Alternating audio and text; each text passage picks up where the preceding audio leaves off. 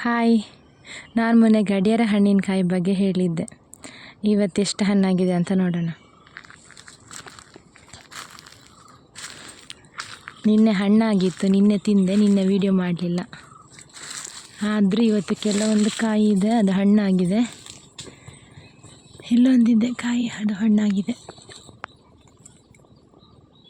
ನೋಡಿ, ಹಣ್ಣಾಗಿದೆ.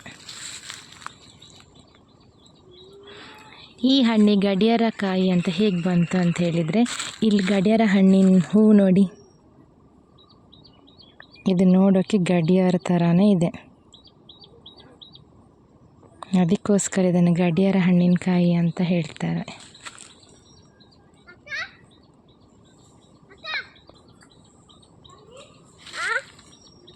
ನೋಡಿ.